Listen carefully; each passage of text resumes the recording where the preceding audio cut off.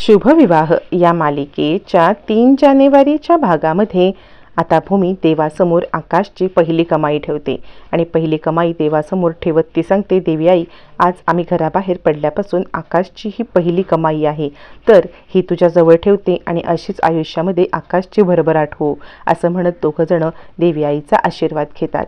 त्यावरती आता आकाश सांगत असतो, ए सायकल राणी, खरंच तुला आनंदी बघून मला खूप छान वाटलं, चल आपण छानपैकी जेवूया। तोपर्यंत इकडे आता दुष्यंत मास्तर हा भूमीचा फोटो उराशी कवटाळत सांगत असतो, भूमी, माझं तुझ्यावरती खूप प्रेम आहे आणि जो कोणी तुझ्याशी लगट करण्याचा प्रयत्न करेल ना, त्याला मी असा करीन। आणि हे बघ आकाश, जो कोणी भूमीच्या जवळ जाण्याचा प्रयत्न करेल ना, त्याला मी असा जाळून टाकेन, असं म्हणत आकाशच्या फोटोसोबत वेडेचाळे करत असताना आकाशच्या फोटोला आगीकडे दाखवत तो सांगतो, भूमी फक्त माझी आहे। ज्या वेळेला पहिल्याच भाडेकरूच म्हणून चाळीत आली तेव्हाच तिने माझं मन जिंकलं होतं, ती फक्त माझी आहे। पण ज्या वेळेला ती तुला स्पर्श करते ना, तर माझा असा जीव तुटतो ना, तुला काय करू आणि काय नको असं मला होतं। त्यामुळे तुला मी संपवणार, तू माझ्या भूमीपासून लांब राहायचं आहे, नाहीतर काही खरं नाही, असं म्हणत दुष्यंत आता मात्र भूमीचा फोटो उराशी कवटाळत आकाशचा फोटो जाळत वेडेचाळे करत असतो। तोपर्यंत इकडे आकाश सांगत असतो, सायकल राणी, मला खूप भूक लागली, आता भूमी जेवण तर आणते। पण अजूनही तिचा राग असतो, ती अजूनही आकाशवरती चिडलेली असते। आकाश म्हणतो, सायकल राणी, काय झालं, तू अजूनही माझ्यावरती का रागवलेली आहेस, म्हणजे अजूनही तुझा राग नाही का गेला? यावरती भूमी म्हणते, हे बघ आकाश, कोणतीही चुकी करायची आणि सॉरी म्हणायचं याला कधी माफी नसते, तुझ्या लक्षात येतंय का? तू खूप मोठी चूक केलेली आहेस आकाश। यावरती आकाश म्हणतो, तुला हसवण्यासाठी आणि सॉरी मागण्यासाठी मी जे करायचं ना ते करू शकतो, काय करू बरं? मी हत्तीचा आवाज काढू का? मी माशाची ॲक्टिंग करून दाखवू का? काय करू म्हणजे तुझं हसणं परत येईल, असं म्हणत आकाश आता हत्ती कसा ओरडतो, मांजर कसे ओरडते आणि माकड कसा हुप हुप करतो हे सगळं दाखवतो। अखेर भूमीच्या तोंडून हसू आल्यावरती आकाश खूप खुश होतो आणि म्हणतो, सायकल राणी हसली, सायकल राणी हसली। मग आता आकाश भूमीला छानपैकी आपल्या हाताने जेवण भरवायला लागतो। त्यावरती भूमी सांगत असते, आकाश, हे बघ, कोणतंही काम लहान मोठं नसलं तरी सुद्धा आपल्या ॲबिलिटीनुसार आपण काम करायचं असतं, कोणतंही काम करायचं नसतं। तोपर्यंत इकडे आता भूमीच्या फोटोसोबत दुष्यंत बोलत असतो आणि तो सांगत असतो, असं तर माझ्या आयुष्यामध्ये असंख्य मुली आल्या, त्या असंख्य मुलींकडून मला प्रेम मिळालं, पण तू काहीतरी वेगळीच आहेस। तुझ्याकडून जे प्रेम मला मिळाले ना, किंवा तुझ्याकडून ज्या प्रेमाची मी अपेक्षा करतोय ना, ते प्रेम तू त्या मूर्ख आकाशला देत आहेस। मला माहिती आहे तुझी मजबुरी आहे त्याला प्रेम करणं किंवा त्याच्यासोबत राहणं, पण तुझी ही मजबुरी मी संपवू शकतो। मी तुझ्या आयुष्यामध्ये आलो तर नक्कीच ही मजबुरी संपेल। तू माझ्या आयुष्यात एकदा प्रवेश तर करून बघ, तुला किती सुखी ठेवेन मी, त्या आकाशसारखं नाही, नवऱ्याची सगळी सुख तुला मी देईन, असं म्हणत भूमीचा फोटो, भूमीची साडी उराशी कवटाळत दुष्यंत मास्तराचे वेडेचाळे चालूच असतात। तोपर्यंत इकडे जेवणासाठी ज्या वेळेला आकाश हात लावतो त्याच्या हाताला खूप लागलेलं असतं आणि तो ओरडतो। भूमी म्हणते, आकाश काय झालं? आकाश म्हणतो, काही नाही सायकल राणी, अगं थोडंसं काल काम केलं ना, त्या कामामुळे हाताला थोडंसं त्रास होतोय।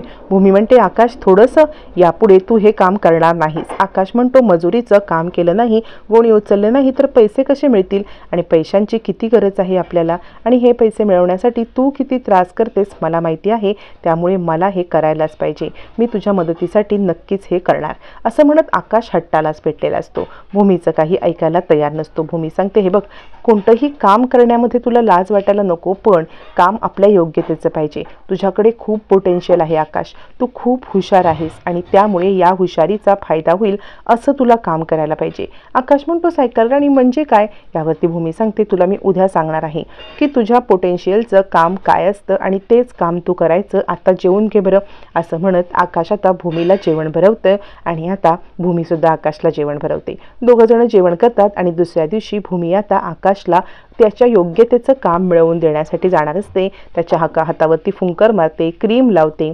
तोपर्यंत इकडे आता पौर्णिमा सांगत असते, काय झालं, ऑफिसची सगळी कामं उरकली का? यावरती अभिजित सांगतो, अजून ऑफिसमध्ये माझं जम बसत नाही आहे, कारण नवीन आहे ना मी तिथे, अजून मला कळतच नाही आहे की मी काय करू ते। यावरती पौर्णिमा सांगते, वाघ आहात तुम्ही, वाघ, काय बोलताय तुम्ही? वाघासारखं राहायला शिका, वाघ कधी शिकार करायला विसरत नाही। बरं, आत्ता सध्या तुमच्याकडे काय काम चालू आहे?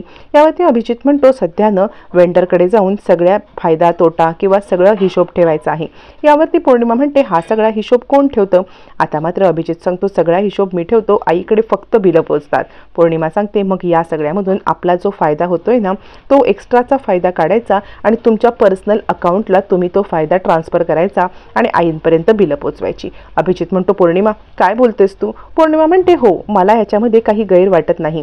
आईंचा तुमच्यावरती विश्वास असाही नाहीये तसाही नाहीये, त्यामुळे मला वाटते जर तुम्ही फायदा करून घेतला तरच फायदा होईल, कारण तसेही त्यांनी सायनिंग ऑथॉरिटीची कागद फाडून टाकली, म्हणजे त्यांना तुम्ही नकोच आहात ना कोणत्याही फायद्यात, मग त्यांच्या फायद्याने त्यांना वागू दे, तुमच्या फायद्याने तुम्ही वागा। तुम्ही या सगळ्यामध्ये आपला स्वतःचा स्टँड घ्या आणि या सगळ्यामध्ये काहीतरी करण्यासाठी स्वतःचा पण फायदा बघा की। अभिजितला पौर्णिमाचं म्हणणं पटतं। अभिजित म्हणतो ठीक आहे। यावरती पौर्णिमा म्हणते तुमचं आता पर्सनल अकाउंट डिटेल आहेस ना, त्या तुम्ही सगळ्या पर्सनल अकाउंट डिटेल सगळ्या वेंडरकडे पाठवा, जेणेकरून त्या पर्सनल डिटेल्समुळे ते वेंडर तुमच्या अकाउंटला त्यांचा प्रॉफिट पाठवतील। अभिजित तसंच करण्याचा प्रयत्न करतो। पौर्णिमाचा डाव सफल होतो। रागिणीला मात देत या सगळ्या प्रॉपर्टीवरती स्वतः कब्जा करण्याचा डाव असतो। तोपर्यंत इकडे आता दुष्यंत मास्तर बाहेर उभा असतो आणि वाट पाहत असतो की कधी एकदा भूमी बाहेर येईल आणि कधी मला तिचं दर्शन होईल। भूमी लवकर ये ना बाहेर, मला तुला पाहायची खूप उत्सुकता लागलेली आहे, असं म्हणत दुष्यंत मास्तर बाहेर उभा असतो। तोपर्यंत भूमी बाहेर येते, आकाशला सोबत घेते। तितक्यात अक्का तिकडून येतात। अक्का म्हणतात पोरी मला तुझ्याशी महत्त्वाचं बोलायचं आहे। भूमी म्हणते काय बोलताय तुम्ही अक्का? यावरती अक्का म्हणते मला मान्य आहे माझ्याकडून चूक झाली, काल मी तुझ्या नवऱ्याची नीट काळजी नाही घेऊ शकले, आकाशची नीट काळजी न घेऊ शकल्यामुळे आता तू त्याला तुझ्यासोबत घेऊन जाऊ नकोस। आज मी तुला वचन देते की मी आकाशची व्यवस्थित काळजी घेईन, तुला कोणताही त्रास देणार नाही। भूमी म्हणते अक्का माझा तुमच्यावरती बिलकुल राग नाही आहे किंवा काल जे काही घडलं ना त्याला मी तुम्हाला दोषी धरतच नाही आहे, तुमचं काहीच चूक नाही। अक्का म्हणतात तेच तर, माझी चूक कुठे आहे? मी असं काही म्हणतच नाहीये, पण मग त्याला एवढ्या सकाळी घेऊन तू चाललीस तरी कुठे? हे बघ त्याला ठेवी ते उगाच तुझ्या नोकरीच्या गडबडीमध्ये त्या पोराची फरफट नको बरं, ठेव तू याला, मी त्याची घेईन काळजी। यावरती भूमी म्हणते अक्का तुम्ही त्याची काळजी घेत नाही म्हणून नाही मी त्याला घेऊन चाललेली आहे, तुम्हाला ना मी समजून सांगेन। आता सध्या मला जाऊ दे, मी कुठे चालले काय चालले हे सगळं मी तुम्हाला आल्यावरती सांगेन। या सगळ्यामध्ये आकाशचाच फायदा आहे आणि त्याच्या फायद्यासाठीच मी त्याला घेऊन चालले, त्यामुळे अक्का तुम्ही काळजी करू नका, आल्यावरती मी तुम्हाला आकाशबद्दल चांगली बातमी सांगेन। असं म्हणत भूमी आता आकाशला त्याच्या योग्यतेचं काम मिळवून देण्यासाठी जे तिने काल पाहिलेलं असतं त्या सगळ्याचा आढावा घेत भूमी करणार असते। अक्का म्हणतात बघ हो पोरी, पण त्याला एकट्याला सोडू नको। भूमी म्हणते नाही अक्का तुम्ही काळजी करू नका, मी आकाशची नीट काळजी घेईन आणि सगळं व्यवस्थित करेन आणि मग त्याला घरी आणून तुम्हाला सगळं सांगेन।